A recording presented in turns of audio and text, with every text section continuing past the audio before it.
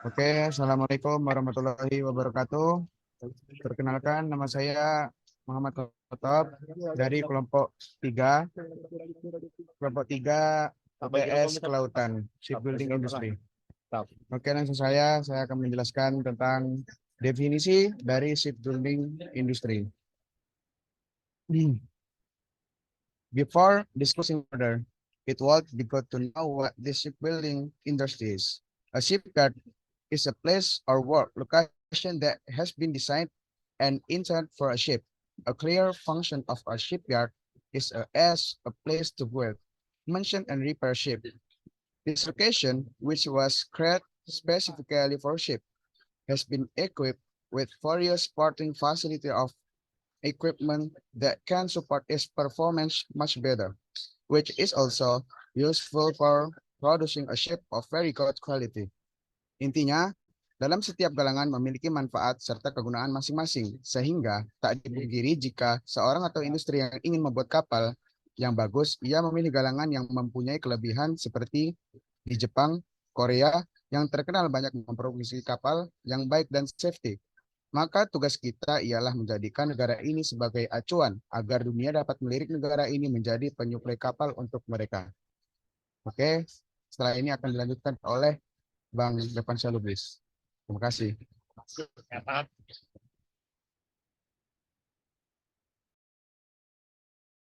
Bismillahirrahmanirrahim. Assalamualaikum warahmatullahi wabarakatuh. Good afternoon, everybody. My name is Revansa Jalobera Lubis. I'm from Department of Mechanical Engineering Study Program, Ship Construction. And today I want to present the facts of the shipbuilding industry in Indonesia. Indonesian shipping industry estimate at 20 billion US dollar. Indonesia Investment Coordinating Board, PKPM, want to develop the country shipping industry. The board said the industry has a multiplier effect, which is able to spur growth in other sectors of the economic and create employment. The potential for the shipping industry is huge. The demand for ship, not for cargo, but also passenger ship, ferry, fishing boat, and so on. So we are inviting investors to fill the demand, said Frankie Sibarani, head of BKPM. The Indonesian Chamber of Trade and Industry value the shipping industry at 20 billion US dollar. This is before taking into account the potential of the country maritime economic worth 171 US dollar. Indonesian Ministry of Industry, the Indonesian Ministry of Industry has prepared a roadmap for Indonesian shipbuilding industry development in 2025. The industry is also expected to produce and repair all types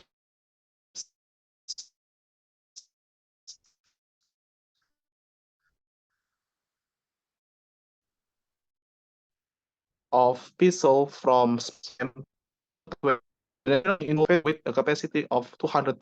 The government will improve ship design and engineering capability to support. Through the development of Center National Ship Design and Engineering will add the development of human resource skill enhancement. Shipbuilding Center also continue to increase.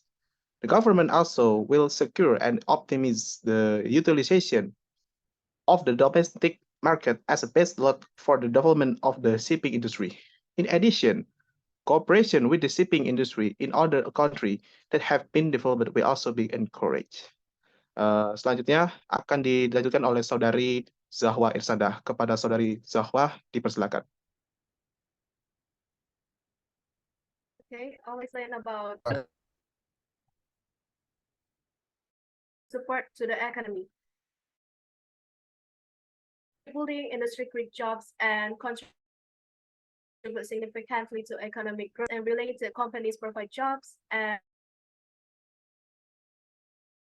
related companies provide jobs to turn, as global trade is used to transport goods from one country to another and facilitate international trade and help ensure the supply of goods throughout the world.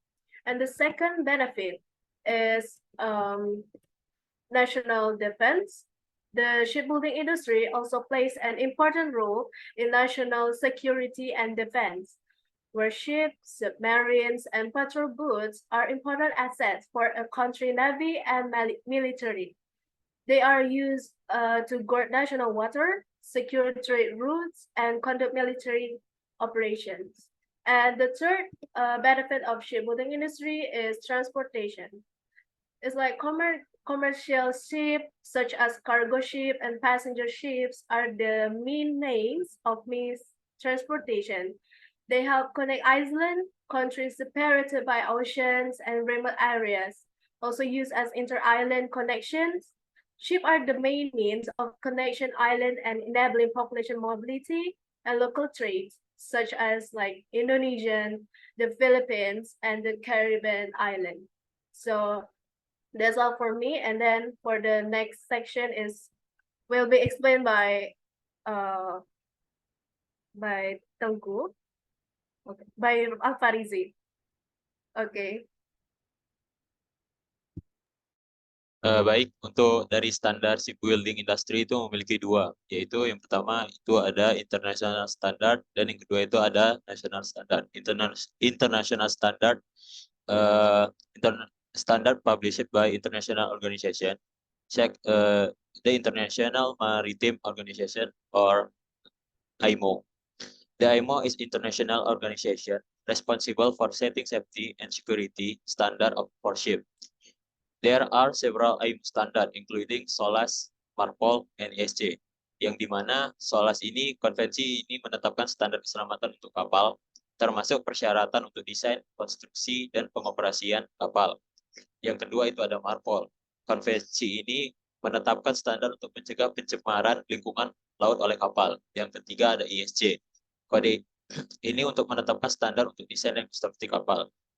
Dan yang kedua itu ada National Standard. Standard issued by the government or national standard bodies. There is PSN or National Standard Agency. Covered material, full structure, shipping system, equipment system, and there is the protection system. Dan materi selanjutnya tentang sertifikasi akan dibawakan oleh Tengku Saputra.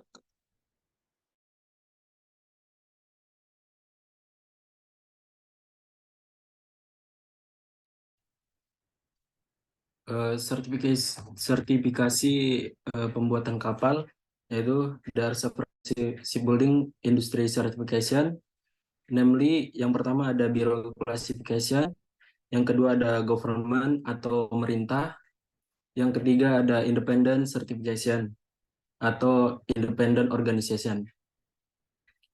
Ada juga jenis shipbuilding industry certification, yaitu yang pertama ada design certification, yang kedua ada construction certification, yang ketiga ada equipment certification, dan yang keempat ada safety certification. Mungkin selanjutnya bisa dibacakan oleh Muhammad Peter Leo.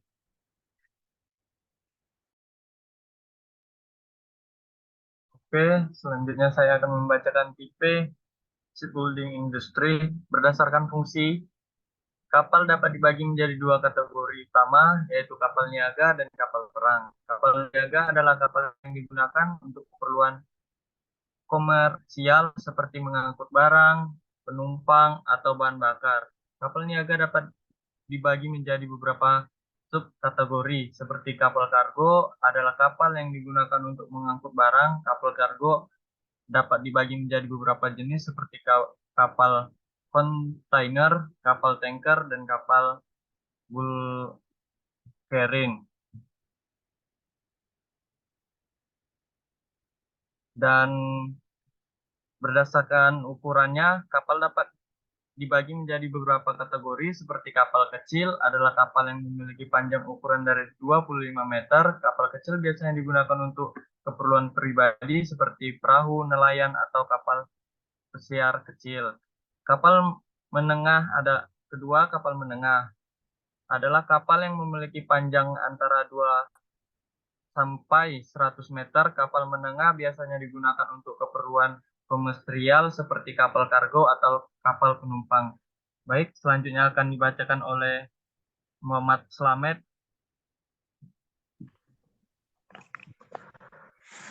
Perkenalkan, nama saya Muhammad Selamat Sofyan Sirajudin. Saya dari kelas A1 pagi. Materi yang saya akan sampaikan adalah dampak shipbuilding bagi lingkungan. Shipbuilding bagi lingkungan ini memiliki dampak yang sangat signifikan bagi lingkungan. Pertama, dari wilayah daratan, contohnya seperti pembangunan infrastruktur. Shipbuilding industri ini membutuhkan pembangunan infrastruktur seperti pelabuhan dan dermaga. Itu yang dapat mengubah pesisir dan ekosistem alami. Kemudian bising. Pada saat pembangunan kapal juga dapat menghasilkan suara yang bising yang dapat mengganggu wilayah sekitar industri galangan kapal. Lalu asap. Pada saat proses pembangunan kapal seringkali melibatkan penggunaan mesin diesel yang berbahan bakar fosil.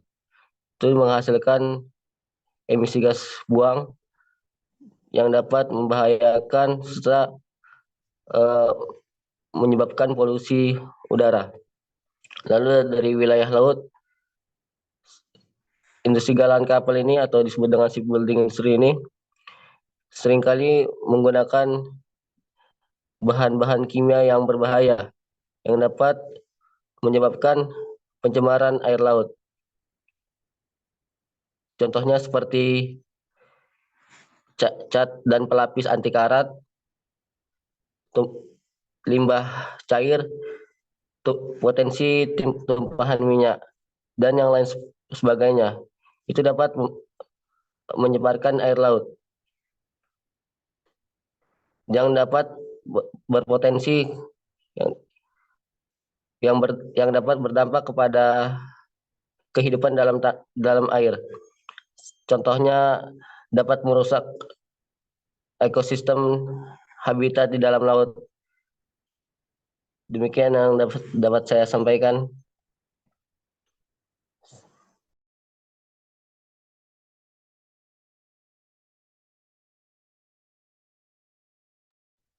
Mungkin itu saja dari kelompok 3 tentang membahas tentang shipbuilding industri. Kurang lebihnya mohon maaf. Dan wassalamualaikum warahmatullahi wabarakatuh.